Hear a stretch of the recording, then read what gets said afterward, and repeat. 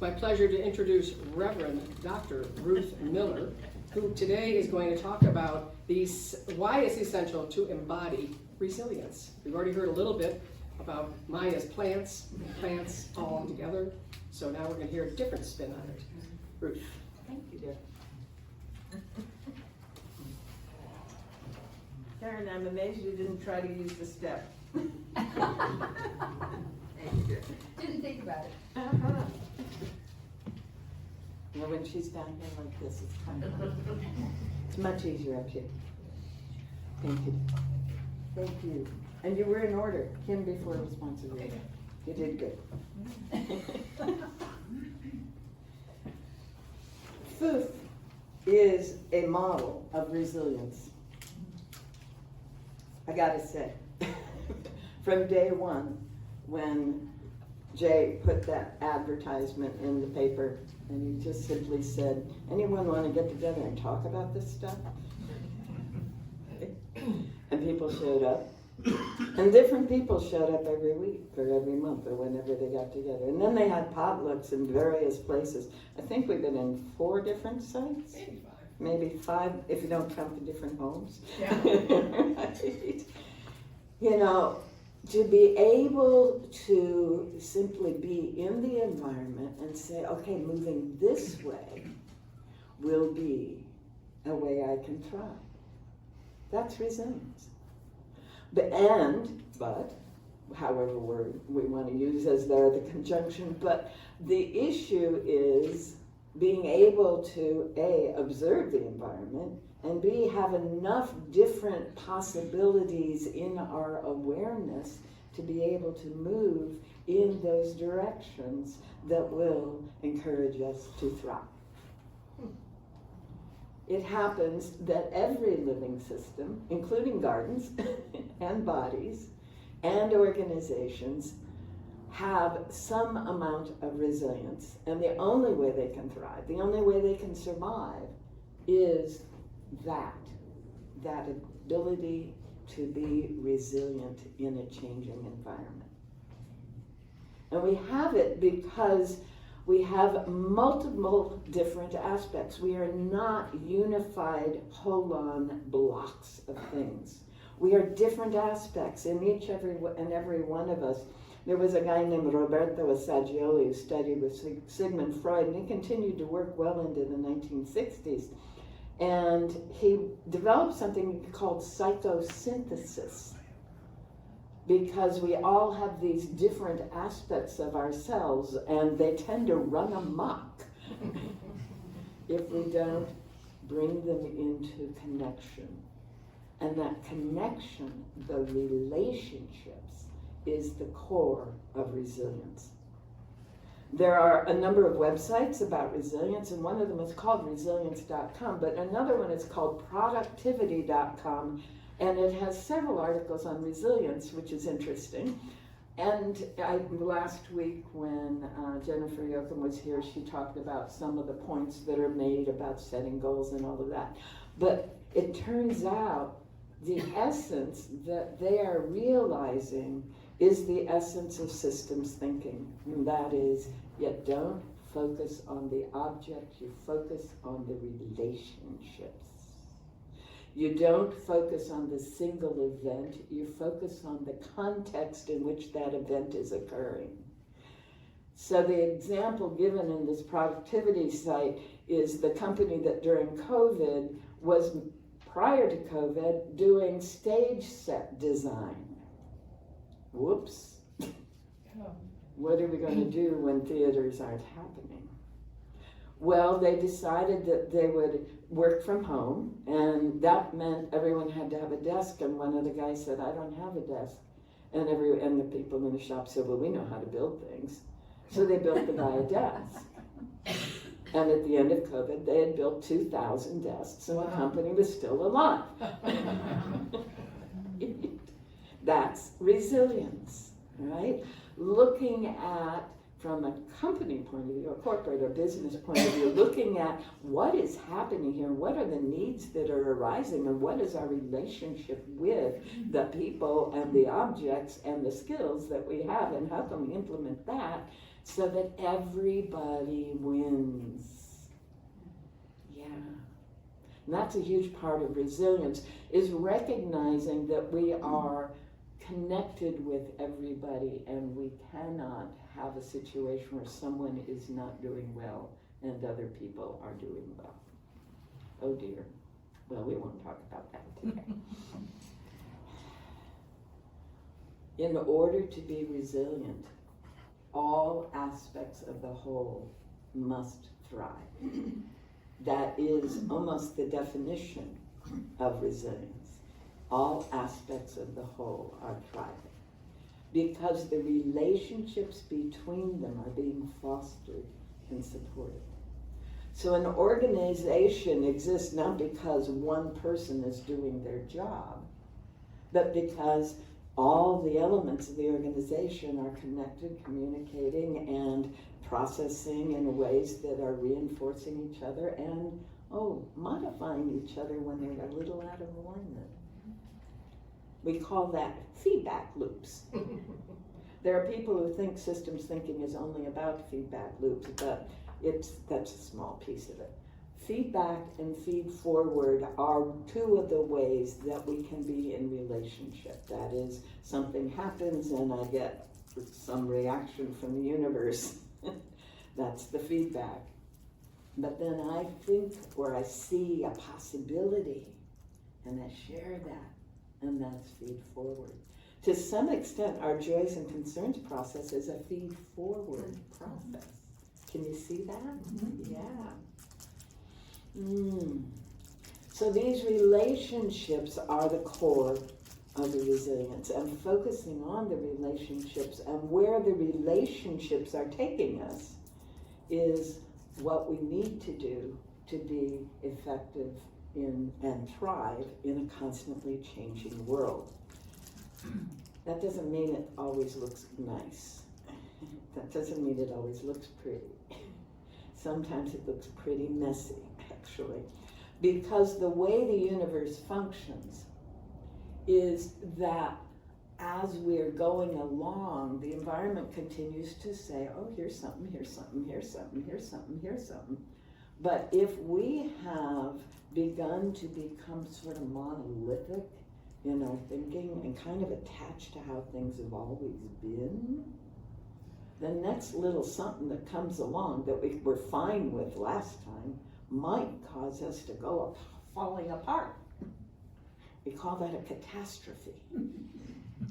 And a guy named Rene Thom, developed a whole theory around catastrophe theory, that helped us see that point at which you go, I'm not functioning, right? Catastrophe is not necessarily painful, but is definitely worth paying attention to. Because if you don't pay attention to it, you suddenly find yourself in the next stage in the process, which is chaos, not fun.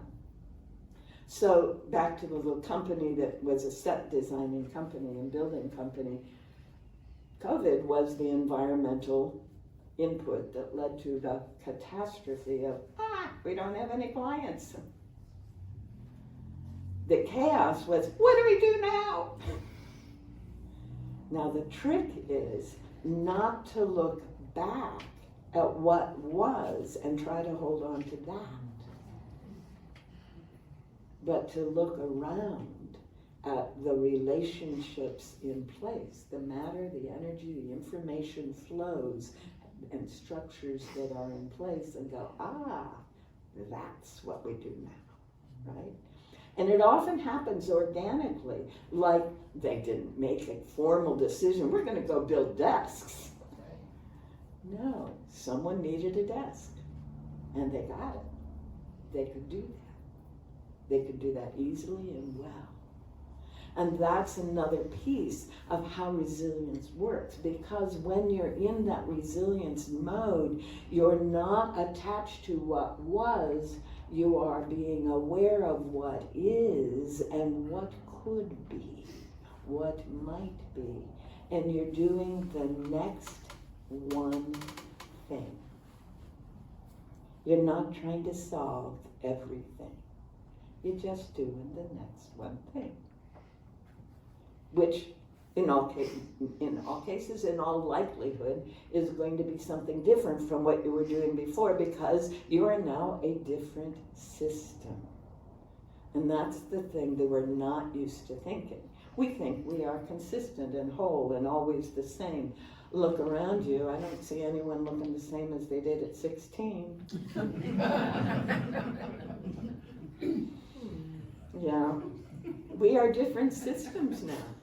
Biochemically and energetically and mentally. We are very different systems from where we were when, we were having babies or whatever it was we were doing in our 20s and 30s, We're different. Which means we respond differently to these changes than we would have then. That's no bad, good, just different. Right? We can thrive when we recognize the nature of the system we are now. We can thrive even more effectively or more fully, individually and collectively, if we recognize that the system we are now is part of another system that is larger and has been changing too, and is not the same system as it was even 2 years ago. This thing that shifted, whatever it was, is making the world around us a different system as well, with different relationships. And when you have different relationships, what you have are different, what some people call pressure points, change points, times and places and activities that can make a big difference in the moment. Right? Now, if you studied systems thinking as taught by Peter Senge at MIT and you're interested in feedback loops, what he is talking about is saying, if you've got a spiral that's going out of control, you introduce a negative that begins to turn it around, okay? So a negative would be just stopping, or a negative might be to shift from doing this over and over again to doing something else that counters it, right? He introduces positive and negative feedback loops as reinforcing or balancing loops. And it's very interesting when you're in one of those spiraling out of control systems, just one balancing loop, one, can turn around a dozen spiraling out of control relationships and processes. Isn't that interesting? Mm-hmm. Just one. Just one voice saying, excuse me, right? Just one action that is counter to what has been going on. Just one being saying, wait a minute, this isn't who we are. We're better than this. When we embody resilience, what we are saying is, I am thriving and we are thriving because we are aware and focused on the relationships and the context and the possibilities in any given moment, even when it feels like we're in a catastrophe and it's chaotic. Do I need to say that again, or did that sink in? We thrive when we are aware of and focus on the relationships and the possibilities, even when we have moved or are moving through a catastrophe and it feels like chaos. So we come together in community, focusing on the relationships, in a world that is going through a major shift, in a culture that is definitely in the chaotic stage following a series of catastrophes. we recognize that culture is a system that no longer exists, and a new culture is happening. A new system is forming. And we look to the relationships and the possibilities rather than to wanting what was to continue.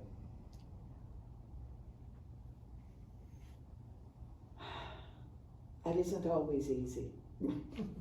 It isn't always comfortable. We want the comfort of what has been. We want the comfort of what we grew up with, which is the definition of a conservative. Ow. Okay. I don't get to be a conservative at this moment in this system change. I get to focus on the relationships that are present and the possibilities that are unfolding, so that this new system can come into place. And Gandhi called that being the change we wish to see in the world. We thrive, the system we are part of, all the systems we are part of thrive when we go, okay, it's not that, let's be what it could be, and discover where that takes us. So part of that, another example of how that is happening in the world right now, is in the realm of churches. We graduate more ministers every year than we do lawyers. And we graduate 3,000 lawyers every year in this country. In case you wondered why there's so much legal stuff going on. All those folks have to have something to do. We graduate a lot of ministers. And what's really interesting, you kind of saw this in Jessie. Jessie has completed the training to be a minister. But she came in here saying, I don't want to be a pulpit minister. I don't want to have a church. I am now in charge of the seminary. I didn't ask for it, but I am. And I graduated 47 people last year in the seminary, 20 of whom are going to be ministers, 15 of whom do not intend to have a church. That says we're in a new system, right? They intend to be what Jessie wants to be, a community minister. Someone that has a ministry. There's one right there. And she graduated from this seminary that I am now in charge of. It's all her fault. It is. Which, by the way, is not a helpful thing to do if you're trying to be resilient and blame anyone else. They are saying there is a way, and this reading was, that you did, Catherine, the ministry, come to minister as well as be ministered to, right? It's no longer, the clergy are people who stand up in a pulpit, run a church, and tell you how to live your life. No, we're teachers, we're facilitators, we're coaches, we're community organizers, we're facilitators of resilience in this time. There was a point in my life where to get through what I was going through, I needed some real significant therapy, and the guy who was working with me was very forward-looking, and he said, there's only going to be another decade or two that people who do therapy get paid for it. It's going to be so integrated into the community that it'll just be part of the gift exchange economy. Yeah. That's someone seeing the possibilities through the relationships unfolding.